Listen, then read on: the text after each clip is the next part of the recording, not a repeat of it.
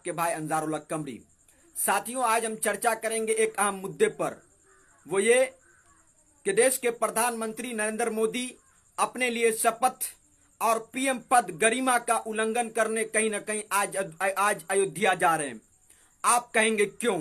तो मैं कहूंगा कि देश के प्रधानमंत्री ने शपथ ली थी, कसम खाई थी हर वर्ग के लोगों को साथ में लेकर चलने की, हर वर्ग के लोगों के साथ एक जैसा बर्ताव करने की और किसी के साथ भेदभाव पैदा नहीं करने की। लेकिन वो विवादित जगह जिसको लेकर हिंदू मुस्लिम के अंदर काफी दिनों तक तनाव रहा है और हाई कोर्ट और सुप्रीम कोर्ट में वो मसला चला, लेकिन सुप्रीम कोर्ट ने मंदिर के हक में फैसला दिया, लेकिन इंसाफ को शर्मसार किया, क्योंकि सुप्रीम कोर्ट ने इस बात को स्वीकारा और माना कि जिन लोगों ने मस्जिद को तोड़ा था, बाबरी मस्जिद को, फिर ऐसे विवादित जगह पर पीएम मोदी को जाने की क्या आवश्यकता थी और उसके शिलान्यास करने की क्या जरूरत थी? आप देश के पीएम हैं, देश के प्रधानमंत्री हैं, लेकिन नहीं के धर्म गुरु और साधु संत हैं। आखिर क्यों जा रहे हैं? वो कहीं ना कहीं इसलिए जा रहे हैं कि राजनीतिक लाभ होगा उसे, वो चेहरा चमकाने के लिए जा रहे हैं और बिहार चुनाव को निशाना बनाने के लिए जा रहे हैं, क्योंकि बिहार चुनाव में इस बात के मुद्दे को रखेंगे और कहेंगे कि हमने राम मंदिर का शिलान्यास कर दिया। लेकिन क्या एक पीएम को, किसी देश के प्रधानमंत्री को, जमहूरी मुल्क के प्रधानमंत्री को ऐसा काम शोभा देता, ऐसी विवादित जगह पर जाकर उसका शिलान्यास करने की? लेकिन देखिए, इनके ही नेता और इनके पार्टी के नेता जो पूर्व मुख्यमंत्री रह चुकी है मध्य प्रदेश की उमा भारती ने इन्हें लताड़ा है और इनकी क्लास लगाई है और डायरेक्ट इनको चुनौती देते हुए कहा है कि राम के नाम और अयोध्या को कोई बाप की बपौती ना समझे। राम सबके हैं, जो जिनका राम में आस्था है, चाहे वो किसी भी दल पार्टी के हो या किसी भी जगह से वो ताल्लुक रखते हो। फिर आपके नेता आपको सबक सिखा रहे हैं। और देखिए कि देश के प्रधानमंत्री किस तरह से लोगों को वर्गला रहे हैं, किस तरह से लोगों को बहका रहे हैं और किस तरह राम और भगवान के नाम पर राजनीतिक चमकाने के लिए, राजनीतिक लाभ के लिए अयोध्या जाकर उसका शिलान्यास कर रहे हैं। और जो लोग राम मंदिर आंदोलन के हिस्सा रहे उसे साइड कर दिया, चाहे अडवाणी हो, चाहे मुरली मनोहर जोशी हो, चाहे उमा भारती हो, यानी उसका श्रेय ये खुद लेने जा रहे हैं कहीं न कहीं। इसलिए मैं कहता हूं कि ये इन लोगों का, ये भाजपा के कोई सगे नहीं जिसको ये ठगा नहीं है, हर लोगों को साथ ये ठगने का काम किया है और सबको ये लोग धोखा देते हैं। और ये जब से पीएम बने देश को भी कहीं ना कहीं धोखा दे रहे हैं, झूठ जुमलेबाजी करके, बयानबाजी करके, झूठ बोलकर। बताइए कि राम मंदिर बन रहा है, वो एक धार्मिक मामला है, वो धार्मिक मामला, धर्म गुरु, धर्म के लोग जाएंगे, उसका शिलान्यास करते, अच्छा होता। आप पीएम, देश के पीएम हैं, आप सबकी बात करते हैं, सबके साथ करते हैं, ऐसे विवादित जगह पर नहीं जाते, क्या जरूरत थी आने की? लेकिन राजनीतिक लाभ के लिए जा रहे हैं, बिहार चुनाव को निशाना बनाने के लिए। लेकिन पीएम मोदी जी, इस बात को सुन लीजिए, बिहार की जनता आपके मकरो फरेब को जान रही है, समझ रही है और आपको बिहार के अंदर मुंहतोड़ जवाब देने के लिए बैठी है। बिहार के जनता को आप मूर्ख ना समझो, समझ रहे हैं? देखिए कि इसमें भी कहीं ना कहीं सियासत, राम के नाम पर, राम भगवान राम, इसको कभी माफ नहीं करेंगे। भगवान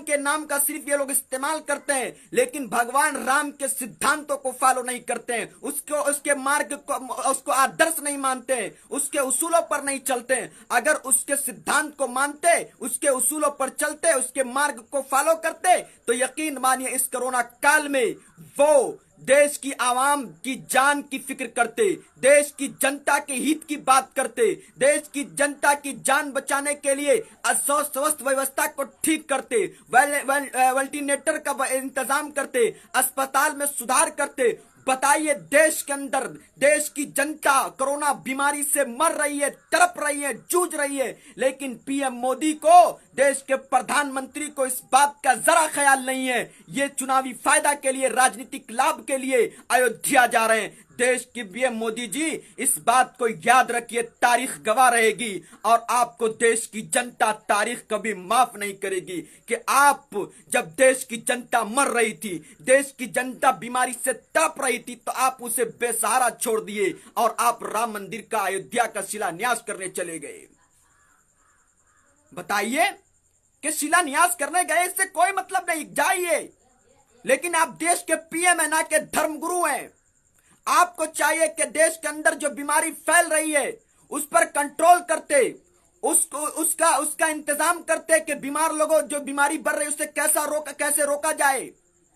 और एक बात कि ये लोग देखिए अपनों को भी धोखा देने का काम कर रहे। मुरली मनोहर जोशी, अडवाणी, उमा भारती, जो राम मंदिर आंदोलन का हिस्सा रही है, उन्होंने शुरुआत की, लेकिन उन लोगों को पीछे ढकेल दिया, उन लोगों को नजरअंदाज किया, क्योंकि वो लोग जाएंगे तो उन लोगों को सिरे मिलेगा, लेकिन ये उन लोगों को नजरअंदाज करके खुद सिरे लेने जा रहे हैं। लेकिन याद रखिए, देश की जनता सब जान रही है और सब समझ रही है।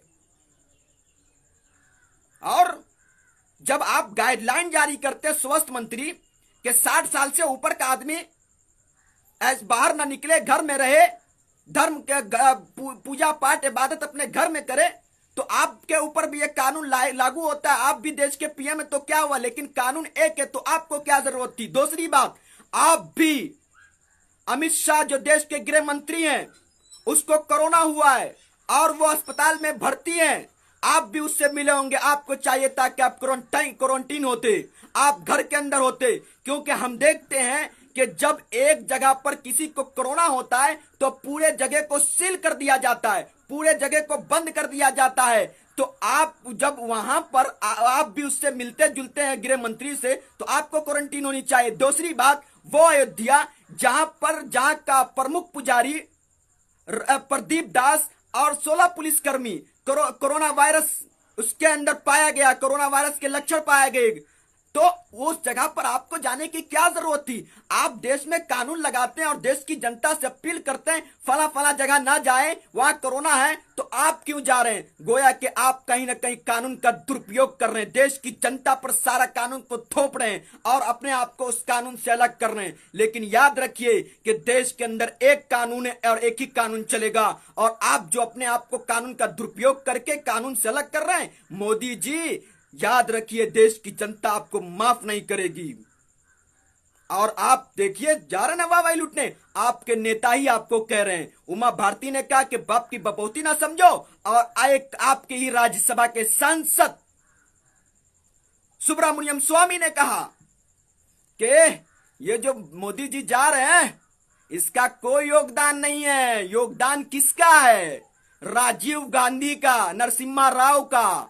मतलब इनके नेता ही इनको लताड़ रहे हैं और को कह रहे हैं, इनको खरी खोटी सुना रहे हैं और कह रहे हैं कि आप जो जा रहे हैं, लेकिन आपका कोई योगदान नहीं है। योगदान तो राजीव गांधी और नरसिम्हा राव का है। इसलिए पीएम मोदी को समझना चाहिए कि आप गलत कर रहे हैं, और आप जो कर रहे हैं, जो गलत काम कर रहे हैं और सिरे लेने जा रहे हैं, जो राम मंदिर आंदोलन के हिस्सा रहे, उसको नजरअंदाज कर देश की जनता सब समझ रही है, देश की जनता सब देख रही है, और देश की जनता आपको कभी माफ नहीं करेगी, किसी भी सूरत में नहीं करेगी। इसलिए होश के नाखून लीजिए। आप देश के पीएम है, देश के प्रधानमंत्री है, न कि धर्मगुरु साधु संत हैं। इसलिए आपके लिए जरूरी था कि आप देश के अंदर जो कोरोना वायरस फैल रहा है, देश के अंदर जो अर्थव्यवस्था गिर रही है, उस पर ध्यान देते, कोरोना वायरस से लड़ने के लिए डॉक्टरों का इंतजाम करते, अस्पतालों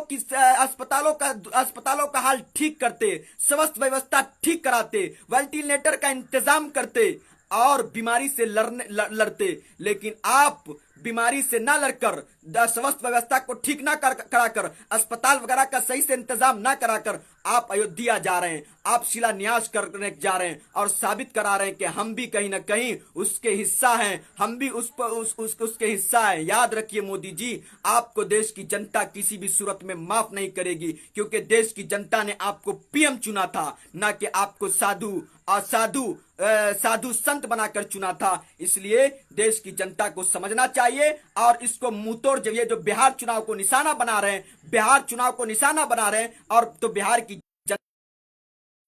की जनता आपको मुंहतोड़ जवाब देगी, और ऐसा मुंहतोड़ जवाब देगी कि आप मुंह दिखाने के काबिल नहीं बचेंगे, मुंह दिखाने के लायक नहीं बचेंगे, क्योंकि आपको चुनकर कहीं ना कहीं देश की जनता अपने आप को ठगा महसूस कर